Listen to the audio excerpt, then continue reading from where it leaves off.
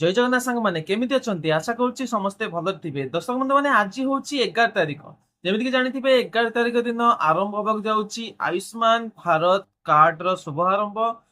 ଯାହା ପାଇଁ ଆମର କଟକ ଯୋଉ ବାଲିଯାତ୍ରା ପଡିଆରେ ଗୋଟେ ଭବ୍ୟ ଆୟୋଜନ କରାଯାଇଛି, ଯାହାର ଉଦ୍ଘାଟନ ଆଜି ହବାକୁ ଯାଉଛି କଟକ ଠାରେ।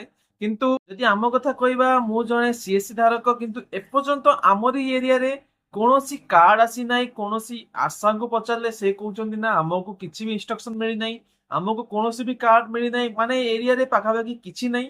ଖାଲି ମିଟିଂ ହେଇଥିଲା ଆମର। ହଁ, ମୁଁ କହିବି ଆମର ଡିଏମ ଯିଏ ଥିଲେ, ଆମର ଡିଷ୍ଟ୍ରିକ୍ଟ ମ୍ୟାନେଜର ଯିଏ ଥିଲେ ସିଏସସି ର, ସେ ଆମକୁ ଗୋଟେ ମିଟିଂ କରାଇଥିଲେ।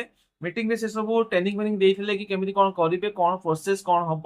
କିନ୍ତୁ ଯଦି ଫିଲ୍ଡ ହିସାବରେ କହିବା, ଅନ୍ ଫିଲ୍ଡ ହିସାବରେ ମୁଁ ଆପଣଙ୍କୁ କହିବି, ଫିଲ୍ଡ ହିସାବରେ ଏପର୍ଯ୍ୟନ୍ତ କୌଣସି ଅପଡେଟ ନାହିଁ। ଫିଲ୍ଡରେ ଏବେ କିଛି ବି ହଉନାହିଁ, ସବୁ କିଛି ବିଲକୁଲ ନର୍ମାଲ ଅଛି।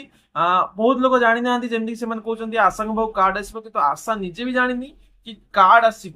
ତ ସେ କହୁଛନ୍ତି କଣ କାର୍ଡ, କୋଉ କାର୍ଡ, କୋଉଠୁ ଆସିବ, କଣ ଆସିବ, ସେ ନିଜେ ବି ଜାଣିନାହାନ୍ତି। ତ କାର୍ଡ କେବେ ଆସିବ, କଣ ହବ, କିଛି ଜଣା ନାହିଁ। କିନ୍ତୁ ଆୟୁଷ୍ମାନ ର ଆଜି ହଉଛି ଆରମ୍ଭ। ଯେମିତିକି ମୁଁ କମ୍ପ୍ୟୁଟରରେ ମୋର ଆଇଡି କୁ ଲଗ ଇନ କରିକି ରଖିଛି, କିନ୍ତୁ ଏଠାରେ କଣ କାମ କଣ କରିବା କାହିଁକି ନା କୌଣସି ବି ଆମର କିଛି ବି ନାହିଁ, କାର୍ଡ ନାହିଁ, ଭଲ ମନ୍ଦ କିଛି ନାହିଁ। ତ କିଛି କାମ ହିଁ କରିବାର ନାହିଁ। ଆଉ ଇଏ ଦେଖିପାରିବେ ପୋର୍ଟାଲ ପୁରା ରେଡି ଅଛି। ଯେମିତିକି ମୁଁ ଏଠାରେ ଲଗ୍ଇନ୍ କରିକି ଦେଖେଇ ଦଉଛି ଆପଣଙ୍କୁ। ଯେମିତିକି ମୋର ବେନିଫିସିଆରୀ ନେଇ ଅପରେଟର, ଯେମିତି ଆମର ସିଏସସି ମାନଙ୍କୁ ଅପରେଟରର ଗୋଟେ ଲଗ୍ଇନ୍ ମିଳିଛି।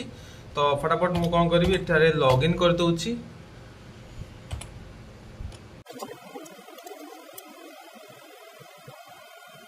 ତଳେ ଗୋଟେ ପପଅପ୍ ଆସିଲାନି, ଅନଆଭେଲେବୁଲ ଟୁ ଲଗ୍ଇନ୍। ଦେଖିବା ଓଟିପି ଭରିକି ଲଗ୍ଇନ୍ ହଉଛି କି ନାହିଁ।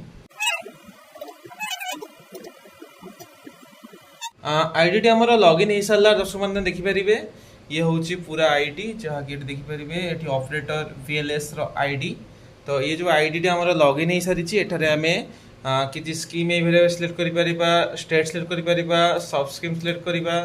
ସବ୍ ସ୍କିମ୍ଟା ଆମର ହେଉଛି ପିଏମ୍ ଜେ ୱାଇ। ଡିଷ୍ଟ୍ରିକ୍ଟ ଆପଣ ୱାଇ ସିଲେକ୍ଟ କରିବେ, ଆଉ ସର୍ଚ୍ଚ ୱାଇ ସିଲେକ୍ଟ କରିବେ। ସର୍ଚ୍ଚ ଆପଣ କେମିତି ସର୍ଚ୍ଚ କରାଯାଇଛନ୍ତି ସେଇଟା ସିଲେକ୍ଟ କରିକି ଆଧାର ନମ୍ବର ମେମ୍ବର ଭଲ ଭଲ ସିଲେକ୍ଟ କରିକି ଲୋକଙ୍କର ଆଧାର ନମ୍ବର ପକେଇକି ଫାଇଣ୍ଡ କରିକି ଏଠାରେ ତାଙ୍କର କେୱାଇସି କରିକି ବାକି ପ୍ରୋସେସ୍ କରିବେ। କିନ୍ତୁ ଏପର୍ଯ୍ୟନ୍ତ ଆମ ପାଖକୁ ଯେହେତୁ କୌଣସି କାର୍ଡ ଆସିନି, କିଛି ବି ଆସିନି। ଆଶାଙ୍କ ପାଖକୁ କଲ୍ କଲେ ସେ ବି ମନା କରୁଛନ୍ତି ଆପଣଙ୍କର କିଛି ଆମ ପାଖକୁ କିଛି ଇନଫର୍ମେସନ୍ ଆସିନି। ତ କିଛି କରିନୁ। ଆମର ଯେମିତି ଦେଖିପାରିବେ ସବୁ 0 0 0 0 ପଡ଼ିଛି। ଟୋଟାଲ ଇ କେୱାଇସି ଡନ୍ 0, ତ 0 ହିଁ ଦେଖେଇବ। କିଛି ନ ଆଇଲେ 0 ହିଁ ଦେଖେଇବ। ତ କିଛି ଏଇଭଳି ଭାବରେ ଏପର୍ଯ୍ୟନ୍ତର ଅବସ୍ଥା। ଫିଲହାଲ ଏବେ ଟାଇମ୍ ହେଲାନି କେତେ, 11:33 ହେଲାଣି, କିନ୍ତୁ ଏପର୍ଯ୍ୟନ୍ତର ଅବସ୍ଥା ଏଇ ଆୟୁଷ୍ମାନ ଭାରତର ପ୍ଲାନିଂ କିଛି ଏଇଭଳି ଭାବରେ ଚାଲିଛି। ସାଙ୍ଗମାନେ ଫିଲହାଲର ଅପଡେଟ୍ ଏତିକି। ଏପର୍ଯ୍ୟନ୍ତ କିଛି ଅପଡେଟ୍ ନାହିଁ। ଏତିକି ଅପଡେଟ୍ ଥିଲା, ଯାହା ଅପଡେଟ୍ ଥିଲା ମୁଁ ଆପଣଙ୍କୁ ଜଣେଇଲି।